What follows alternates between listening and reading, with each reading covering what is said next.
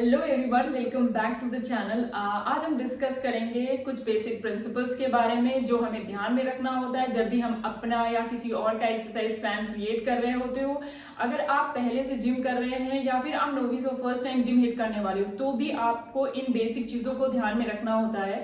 तो उन्हीं प्रिंसिपल्स के बारे में हम आज डिस्कस करेंगे। तो बिना देरी के स्टार्ट करते हैं। So first principle is big basic movement exercise और कंपाउंड मूवमेंट्स। ऐसे एक्सरसाइज जिसमें ज़्यादा से ज़्यादा मसल काम करते हैं उसे हम बिग बेसिक मूवमेंट्स या फिर कंपाउंड मूवमेंट्स कहते हैं। वी नीड टू अंडरस्टैंड कि हमारी बॉडी एक साथ काम करती है, ना कि हर मसल अलग अलग। तो ऑब्वियस है कि हमारा नर्वस सिस्टम कंपाउंड मूवमेंट में ज़्यादा से ज़्यादा मसल फाइबर हिट कर सकता है और ज़्यादा से ज़्यादा फोर्स प्रोड्यूस कर सकता है। इसीलिए हमारी बॉडी इस मूवमेंट्स में ज़्यादा प्रोग्रेस कर पाती है और ज़्यादा ओवरलोड कर पाती है। एग्जाम्पल के लिए squat, bench press, bent over rows, ये सारी एक्सरसाइज में हम ज़्यादा से ज़्यादा लोड ले पाते हैं, ज़्यादा से ज़्यादा वेट लिफ्ट कर पाते हैं। सो इसीलिए हमें इसमें प्रोग्रेस करने का मौका भी ज़्यादा मिलता है।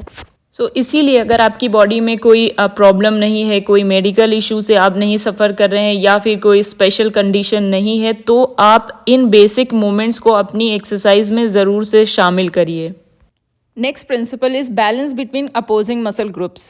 अगर अपोजिंग मसल ग्रुप्स के बीच में साइज़ और स्ट्रेंथ में बहुत ज़्यादा डिफरेंस है तो टाइम के साथ अगर वीक मसल को हम सही से ट्रेन ना करें तो वो और ज़्यादा वीक होता जाएगा और उसके पास का जॉइंट भी वीक हो जाता है।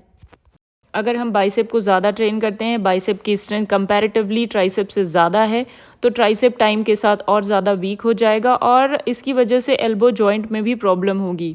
इसीलिए अपनी एक्सरसाइज को सिमेट्री रखिए ताकि आपकी बॉडी इक्वली ग्रो कर सके। साथ ही साथ आपको ये भी ध्यान रखना चाहिए कि आपकी एक्सरसाइज में यूनिलैटरल आइसोमेट्रिक मूवमेंट्स मतलब single leg and single arm exercise हों, जो आपको बॉडी में बैलेंस बनाकर रखने में हेल्प करते हैं। एग्जाम्पल के लिए अगर आपका लेफ्ट हैंड का बाइसेप छोटा है तो some extra curls for that you can do.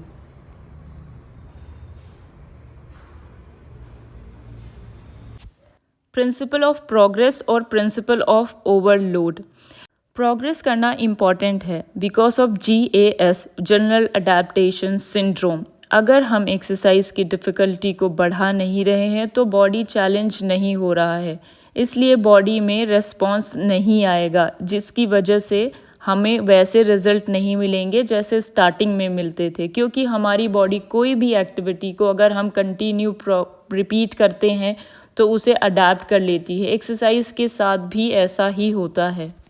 इसीलिए किसी भी वर्कआउट को बहुत लंबे टाइम तक आप फॉलो करते हैं तो उसमें कुछ चेंजेस की ज़रूरत होती है, जैसे कि आपको प्रोग्रेस करना होता है वेट में। आप वेट इंक्रीज़ कर सकते हैं या उसकी इंटेंसिटी को एडजस्ट कर सकते हैं या फिर फॉर्म चेंज कर सकते हैं या फिर एक्सरसाइज चेंज कर सकते हैं। आपके एम के अकॉर्डिंग आप आपकी एक्सरसाइज में चेंजेस कर सकते हैं। Next principle is always address flexibility, mobility, strength and cardio to some extent. Cardio, strength, mobility, flexibility, इन सब के लिए हमारे रूटीन में कुछ ना कुछ प्लान होना चाहिए। ये एक दूसरे पर डिपेंडेंट होते हैं। स्ट्रेंथ की वजह से फ्लेक्सिबिलिटी इन्फ्लुएंस होती है और फ्लेक्सिबिलिटी की वजह से स्ट्रेंथ पर भी फ़र्क पड़ता है।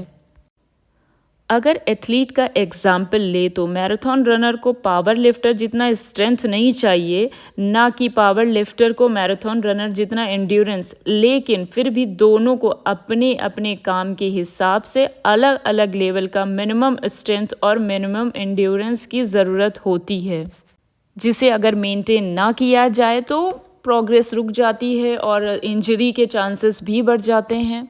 और अगर हम रेगुलर लाइफ की बात करें तो हमें हमारी रेगुलर एक्टिविटीज़ करने के लिए कुछ हद तक stamina, strength, mobility and flexibility की ज़रूरत है। इसीलिए इंडिविजुअल नीड के हिसाब से हमें हमारा एक्सरसाइज प्लान में कुछ हद तक strength, stamina, mobility and flexibility को ज़रूर इंट्रोड्यूस करना चाहिए।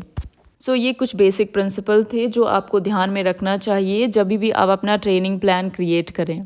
नेक्स्ट हमारा जो टॉपिक होगा वो होगा अडेप्टेशन। आप जब वेट ट्रेनिंग करते हो या कार्डियो करते हो तो बॉडी कैसे अडेप्ट करती है, क्या सारे चेंज होते हैं आपके बॉडी में, उनके बारे में हम डिस्कस करेंगे नेक्स्ट वीडियो में। तो उसके लिए आप चैनल को सब्सक्राइब कर लीजिए ताकि आपको जब भी नेक्स्ट वीडियो आए तो पता चल जाए। आज के लिए इतना ही, मिलते हैं नेक्स्ट वीडियो में, तब तक के लिए बाय बाय।